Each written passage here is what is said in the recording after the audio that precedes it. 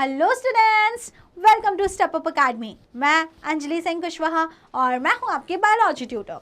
आज हम स्टार्ट करेंगे क्लास 11th के chapter number 5 that is morphology of flowering plants के कौन से टॉपिक को, the fruit and the seed. इसके पहले वाले जो लेक्चर वीडियोस थे उसमें आप क्या क्या देख चुके हैं, उसमें आप बहुत कुछ देख चुके हैं। The root, stem, leaves, flower, इतनी बातें आप बहुत ही अच्छी तरीके से पढ़ चुके हैं। अब फ्रूट और सीड की अगर मैं बात करूं तो ये फ्रूट और सीड किसके बाद के प्रोसेस हैं?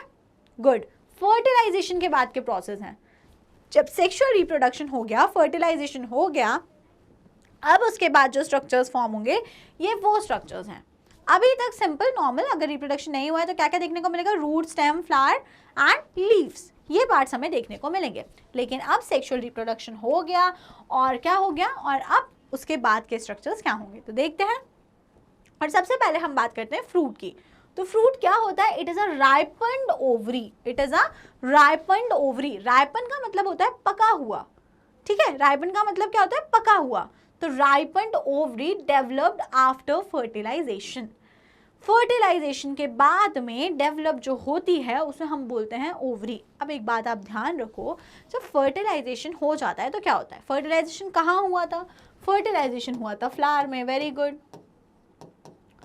फ्लावर के कितने पार्ट्स होते हैं? 4 पार्ट्स होते हैं। कैलिक्स, सेकंड होता है कोरोला, थर्ड कौन सा होता है? एंड्रोशियम, एंड फोर्थ होता है गाइनोशियम। ये 4 रोल्स होते हैं। फर्टिलाइजेशन जैसे ही हुआ, कैलिक्स हट जाएगा, कोरोला हट जाएगा, एंड्रोशियम हट जाएगा। तीनों पार्ट तो हमने हटा दिए, ठीक है। आपने बोला मैम आपने तीनों पार्ट हटा दिए, सिर्फ और सिर्फ आपने एक पार्ट छोड़ा जो कि कौन सा है? जो कि है गाइनोशियम। जो कि कौन सा पार्ट है? जो है कि है गाइनोशियम। लेकिन गाइनोशियम में भी तो 3 पार्ट थे ना। क्या क्या था?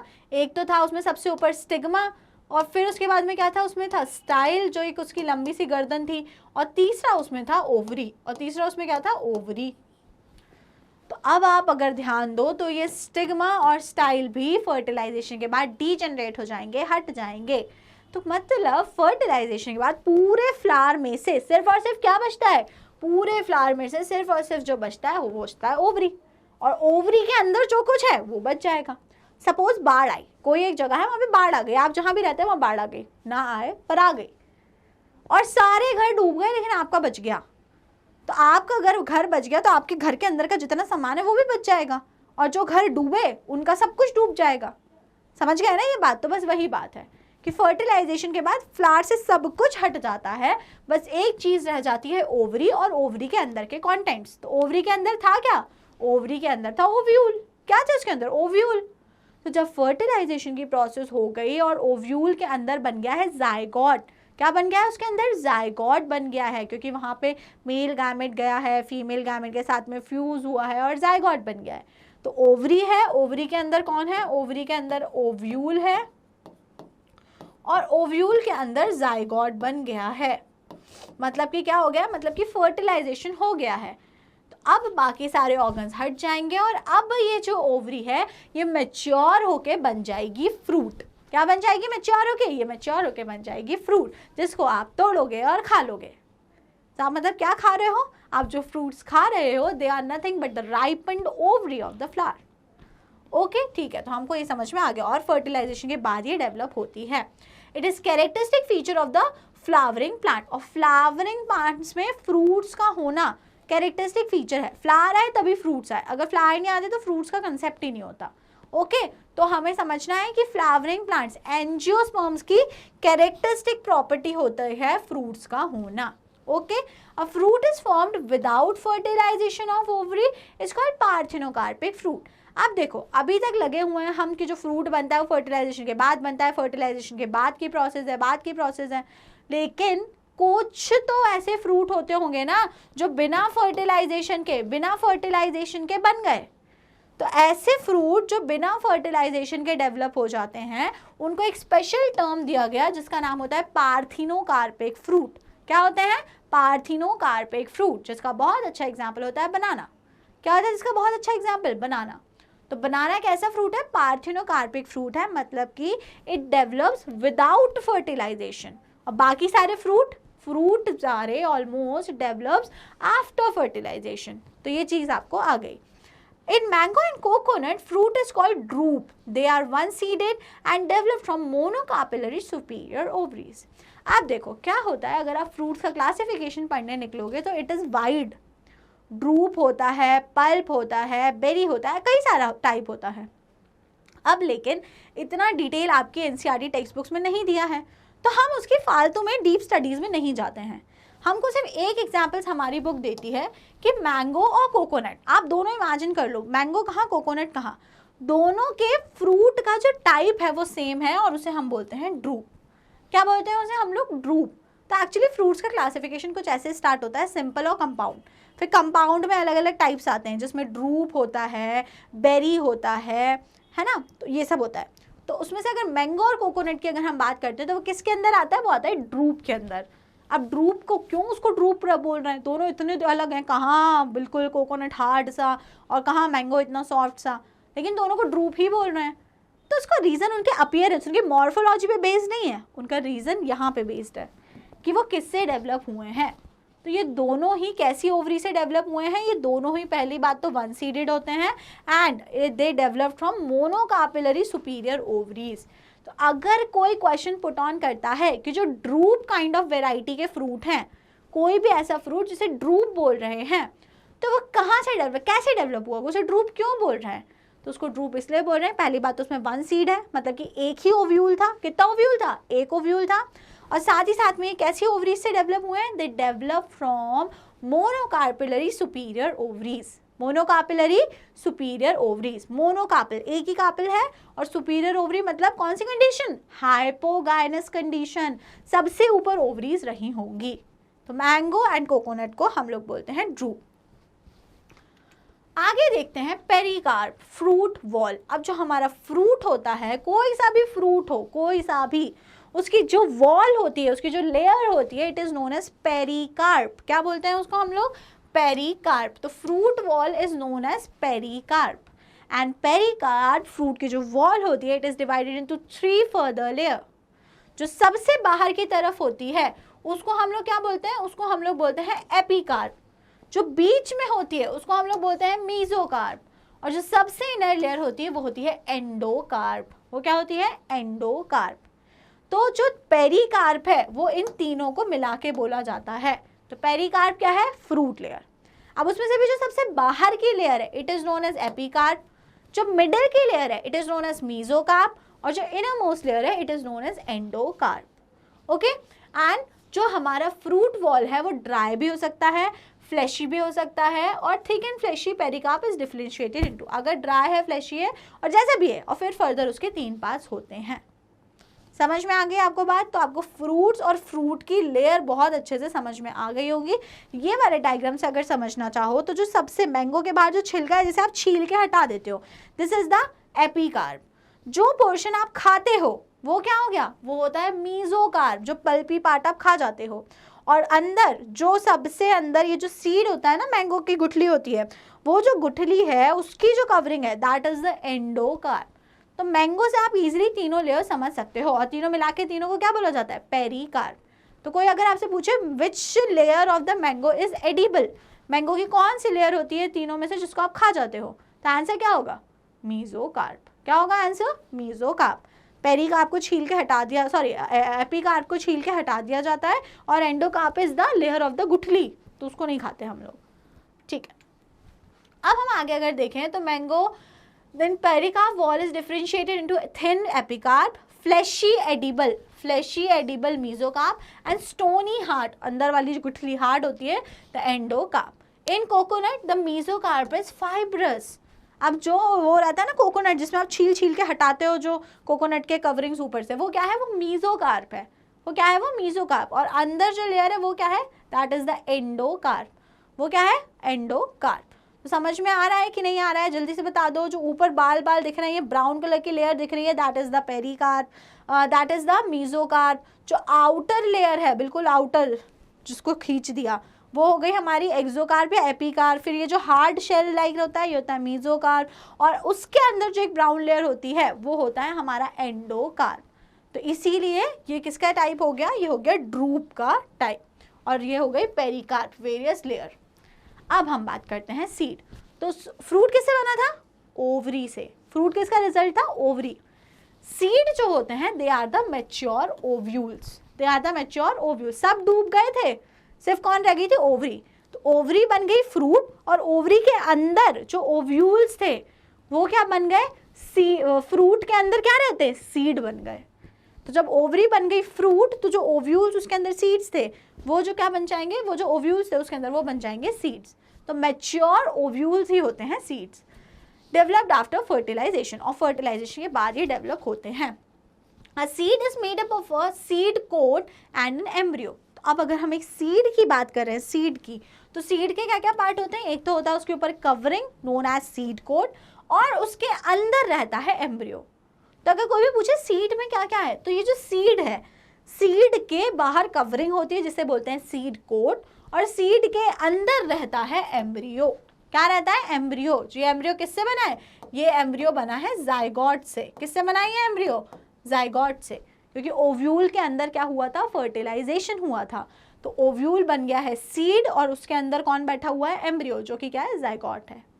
Embryo is made up of a radical and embryonal axis and a plumule. And इसके आगे लिखा होना चाहिए था प्लूम्यूल। तो जब रूट पढ़ रहे थे, स्टेम पढ़ रहे थे, तो हमने बहुत कुछ देखा रेडिकल प्लूम्यूल के बारे में, और मैंने आपको बोला था कि जब मैं आपको सीड पढ़ाऊंगी तो आपको ये बातें समझ में आ जाएंगी जब हम एम्ब्रियो का स्ट्रक्चर डिस्कस करेंगे। तो हम पढ़ रहे हैं सीड, सीड के अंदर बैठा है एम्ब्रियो। अब एम्ब्रियो के क्या क्या पार्ट होते हैं? एम्ब्रियो में 3 पार्ट होते हैं। सबसे पहले होता है रेडिकल, फिर होता है एम्ब्रियोनल एक्सिस, और फिर होता है प्लूम्यूल। तो सबसे नीचे कौन होता है? रेडिकल, फिर होती है एम्ब्रियोनल एक्सिस, और फिर क्या होता है? प्लूम्यूल। तो ये 3 क्या हो गए? These 3 are the parts of embryo. Seeds के नहीं, एम्ब्रियो के पार्ट हैं ये। और एम्ब्रियो कहाँ है? सीड के अंदर। 1 एग, व्हीट और मेज एंड 2 कॉटिलेडन। अब क्या होता है? देखो, इसमें पहली चीज तो रेडिकल हो सकती है, एम्ब्रियोनल एक्सिस हो सकती है, प्लूम्यूल होता है इसमें, और साथ साथ में इसमें होते हैं कॉटिलेडन्स। क्या होते हैं? कॉटिलेडन्स। तो एम्ब्रियोनल एक्सिस जो है उसमें बेयर करती है कॉटिलेडन्स को, और कॉटिलेडन्स जो होते हैं वो या तो एक हो सकता है जैसे कि व्हीट और मेज में, और या तो 2 कॉटिलेडन हो सकता है, एग्जाम्पल ग्राम और पीज में। तो ग्राम और पीज में ये चना है ना, इसमें 2 कॉटिलेडन है, और अगर व्हीट वगैरह की बात करें तो इसमें सिंगल। तो कॉटिलेडन क्या होते हैं? फूड स्टोरिंग स्ट्रक्चर होते हैं, फूड स्टोर होता है इन कॉटिलेडन्स के अंदर। तो they are the part of the embryo. Okay, ठीक है, और द एम्ब्रियोनल एक्सिस। अब अगर हम बात करते हैं सबसे पहले डाइकॉट सीड का, किसकी बात कर रहे हैं? डाइकॉट सीड का, जिसमें 2 कॉटिलेडन प्रेजेंट है। कितने कॉटिलेडन? 2। तो इसमें क्या होगा? आउटर मोस्ट कवरिंग सीड की कहलाएगी सीड कोट, कोई नई बात नहीं है। सीड कोट जो होता है उसके 2 लेयर हैं, outer testa and the inner tegmen. तो आपको ध्यान रखना है, जो डाइकॉट सीड होता है, डाइकॉट सीड में जो सीड कोट है, आउटर कवरिंग होती है, उसको 2 पार्ट्स में डिवाइड कर दिया है।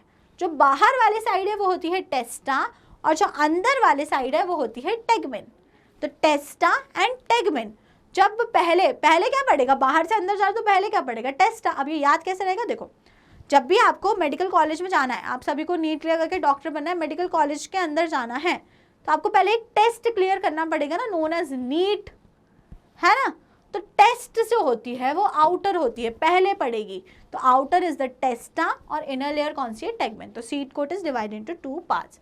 On the seed coat there is a scar called hilum through which a developing seed are attached to the fruit. अब क्या होता है कि देखो, ये जो सीड कोट होता है ना, सीड कोट के ऊपर ये आप देख पा रहे हो, तो यहाँ पे एक निशान होता है.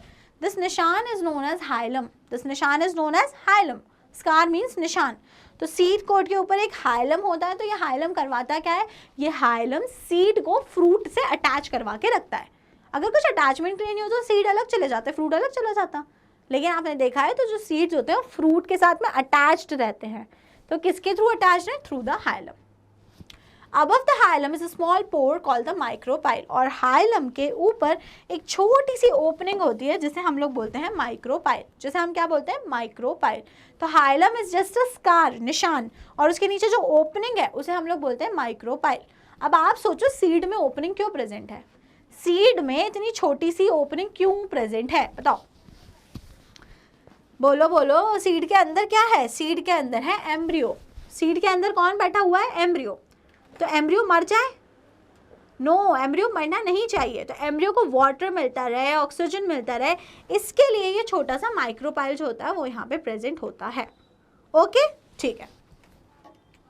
अब देख लेते हैं स्ट्रक्चर ऑफ डाइकॉट सीड की कुछ और बातें। Within the seed coat is the embryo, और सीड कोट के अंदर कौन होता है? एम्ब्रियो होता है, consisting of an embryonal axis and 2 cotyledons. और उसमें क्या है? अब भाई डाइकॉट का एम्ब्रियो है तो पक्के से उसमें क्या होगा? एक एम्ब्रियोनल एक्सिस होगी, नीचे रेडिकल होगा, ऊपर प्लूम्यूल होगा, और उसमें 2 कोटिलिडन होंगे। कितने कोटिलिडन होंगे? 2।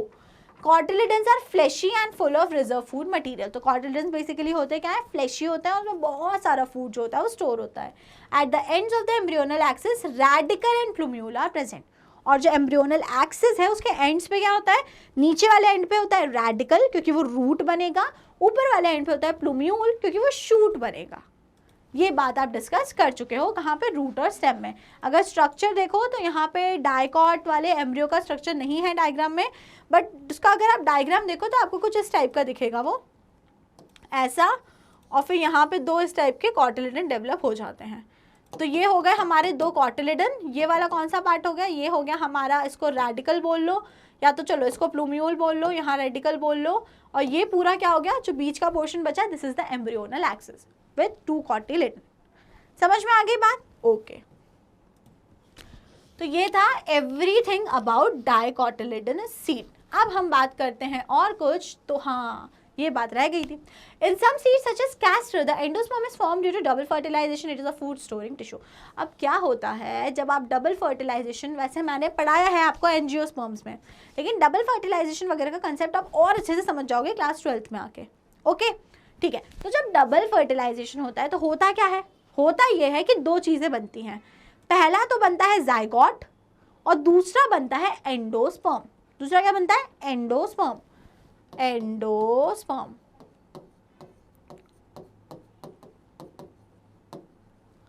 एंडोस्पर्म। अब क्या होता है? ये एंडोस्पर्म पहले बनता है और फिर बाद में जाइगोट बनता है। जाइगोट बाद में बनता है, एंडोस्पर्म पहले बनता है। ऐसा क्यों? बिकॉज ये जो एंडोस्पर्म है इसका काम है जाइगोट को न्यूट्रिशन देना। क्या देना है जाइगोट को? इस जाइगोट को न्यूट्रिशन देना। तो इसीलिए एंडोस्पर्म हमेशा पहले बनता है, जाइगोट उसके बाद बनता है। ओके, तो जो ये एंडोस्पर्म होता है ना, जब तक जाइगोट मैच्योर होता है तो क्या होता है? जाइगोट से एम्ब्रियो बनता है, तब तक ये एंडोस्पर्म सारा का सारा वो यूज कर लेता है जाइगोट। ओके, तो वो खत्म हो जाता है। लेकिन कुछ सीड्स ऐसे होते हैं जिससे कि कैस्टर, उसमें एंडोस्पर्म जो होता है वो बचा रह जाता है। एंडोस्पर्म क्या होता है? बचा रह जाता है। और एंडोस्पर्म होता है क्या है? फूड स्टोरिंग टिश्यू होता है। न्यूट्रिशन दे रहा है तो कहीं ना कहीं फूड को ही स्टोर किया होगा ना। तो बस इतनी सी बात याद रखनी है। In plants such as bean, gram and pea, the seeds are non-endospermous. Endosperm is not seen in mature seed. तो कैस्टर यहाँ पे क्यों लिखा है? क्योंकि कैस्टर को बोला जाता है एंडोस्पर्मिक सीड। क्या बोला जाता है? एंडोस्पर्मिक। कि इसमें जो हमारा एंडोस्पर्म है वो खत्म नहीं हुआ है। और वहीं अगर दूसरे सीड्स की बात करें, बीन, ग्राम एंड पीस, ये कैसे हैं? नॉन एंडोस्पर्मस सीड्स हैं, बिकॉज इसमें जो एंडोस्पर्म बना था वो खत्म हो गया है। इसमें एंडोस्पर्म नहीं बचा, फिनिश, खत्म। Okay, good.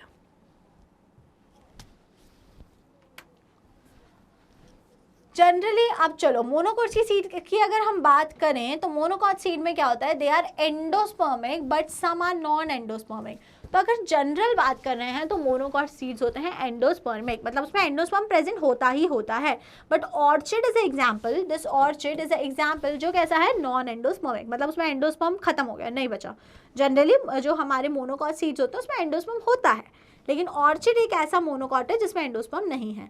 In cereals like maize the seed coat is membranous and generally fused with the fruit wall. अब जैसे कुछ ही एक तो एक्सेप्शन टाइप की बातें हैं। सीरियल्स की अगर हम बात करें, जैसे कि मेज हो गया, तो उसमें क्या होता है? जो सीड, आपने क्या पढ़ा था? सीड कोट हार्ड होता है, हार्ड लेयर होती है, लेकिन इनमें सीड कोट कैसा है? मेम्ब्रेनस है। अब जब वो मेम्ब्रेनस है तो किसके साथ में फ्यूज हो गया? जब वो मेम्ब्रेनस है तो it generally fused with the fruit wall. जब मेम्ब्रेनस टाइप का था तो जो फ्रूट की वॉल है उसके साथ फ्यूज होगा। हार्ड हो गया तो अलग रहता, हार्ड रहता तो अलग रहता, लेकिन यहाँ पे मेम्ब्रेनस हो गया तो वो फ्रूट की वॉल्स के साथ में ही फ्यूज कर जाएगा। Okay, the endosperm is bulky and store food. तो एंडोस्पर्म का मेन काम क्या होता है? उसका मेन काम होता है फूड को स्टोर करना। The outer covering of the endosperm separates the embryo bye a protein layer called aleurone layer. अब हम बात कर रहे हैं मोनोकॉट सीड की। किसकी बात कर रहे हैं हम लोग? मोनोकॉट सीड की। और यहाँ पे बात चल रही है मोनोकॉटिलिडन एम्ब्रियो की। तो अगर मैं इसको यहाँ काट के आपके लिए लिख देती हूँ मोनोकॉट्स, नहीं तो आप कंफ्यूज हो जाओगे। मोनोकॉट सीड्स की बात कर रहे हैं हम, ओके ना। तो मोनोकॉट सीड्स में क्या प्रेजेंट होता है? मोनोकॉट सीड्स में एंडोस्पर्म प्रेजेंट होता है। मोनोकॉट्स, हाँ ये ओ है, this is O. Monocot seeds में क्या प्रेजेंट होता है? मोनोकॉट सीड्स में हमारा एंडोस्पर्म प्रेजेंट होता है। तो outer covering of the endosperm separate the embryo bye a protein layer called the aleurone layer. अब देखो यहाँ पे जब एंडोस्पर्म प्रेजेंट है और एम्ब्रियो भी प्रेजेंट है, दोनों है। जनरली क्या होता है कि जायगोट जब तक एम्ब्रियो बना तब तक एंडोस्पर्म यूज होकर खत्म हो जाता है, लेकिन मोनोकॉट्स में तो ऐसा नहीं हो रहा है। मोनोकॉट्स में सीड के अंदर जायगोट से एम्ब्रियो भी बन गया है, लेकिन तब भी एंडोस्पर्म बच गया है। तो अब दोनों मिक्स हो जाए क्या? नो, एंडोस्पर्म अलग रहता है, जायगोट जो या फिर एम्ब्रियो जो है वो अलग रहता है। और ये दोनों किससे सेपरेटेड रहते हैं? By a protein layer known as aleurone layer, known as aleurone layer. तो आपको ध्यान रखना है कि मोनोकॉट्स के जो सीड होते हैं उसमें एंडोस्पर्म रहता है। तो एंडोस्पर्म और हमारा कौन? एम्ब्रियो, ये दोनों सेपरेटेड रहते हैं, अलग अलग रहते हैं। और कौन सी लेयर इनको सेपरेट करती है? तो एल्यूरोन लेयर वो लेयर है जो इन दोनों को सेपरेट करके रखती है। Okay students, easy story. अब तक की सारी बातें आपको बहुत अच्छे से समझ में आ ही गई होंगी। चलिए अब बात करें तो embryo is small and situated in a groove at one end of the endosperm. Again यहाँ पे हेडिंग गलत लिखी हुई है, दिस इज मोनोकॉट।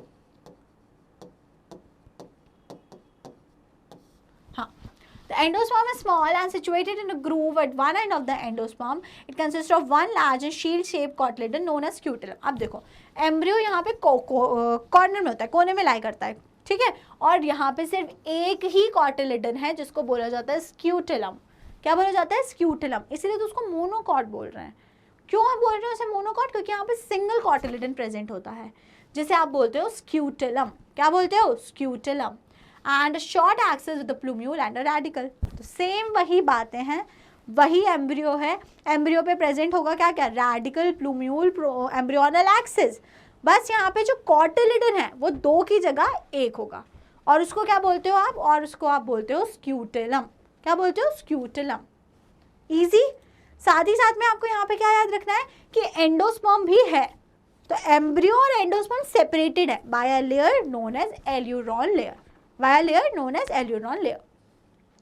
अब अगर हम बात करें मोनोकॉट का एक और स्पेशल फीचर है जिससे आप डिस्टिंग्विश कर सकते हो between monocot embryo and dicot embryo.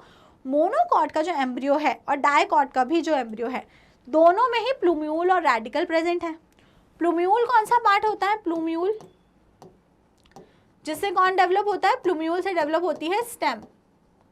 और जो हमारा रेडिकल है उससे क्या डेवलप होता है? रेडिकल वो वाला पार्ट है जिससे हमारी डेवलप होती है रूट। ओके, तो अब अगर मैं बोलूं यहाँ पर स्टेम की भी एक कवरिंग है, इन द सेंस प्लूम्यूल की भी एक कवरिंग है और रेडिकल की भी एक कवरिंग है। कहाँ पे? मोनोकॉट के एम्ब्रियो में। तो देखो the plumule is protected by a sheath जिसको हम लोग बोलते हैं coleoptile, and radical is also protected in a sheath जिसको हम लोग बोलते हैं कोलियोराइजा। तो ये चीज डाइकॉट के एम्ब्रियो में नहीं थी, किसमें है? मोनोकॉट के एम्ब्रियो में है। तो आप ध्यान रख सकते हो P for plumule, P for plumule, and plumule की कवरिंग में देखो P आ रहा है तो इट विल बी कोलियोप्टाइल, और R फॉर रेडिकल और इसकी कवरिंग में देखो R आ रहा है तो इट इज कोलियोराइजा। तो आप ध्यान रख सकते हो प्लूम्यूल और रेडिकल मोनोकॉटिलेडन एम्ब्रियो में दोनों कवर्ड होती है बाय अ शीथ। प्लूम्यूल की शीट को बोलते हैं कोलियोप्टाइल एंड रेडिकल की शीट को बोलते हैं कोलियोराइजा। इजी? ओके, ठीक है। So this was everything about fruit and the seed. Seed में हमने अलग अलग पढ़ा about monocot seeds and the dicot seeds. तो छोटा सा पोर्शन था ये बहुत। अब जो नेक्स्ट टॉपिक होगा इस चैप्टर का उसमें हम पढ़ेंगे about different families, okay, about different floral families. तो अगर आपको वीडियो पसंद आई है तो वीडियो को जल्दी से कर दीजिएगा लाइक और स्टेप अप अकेडमी को कर दीजिए subscribe. Thank you and keep watching.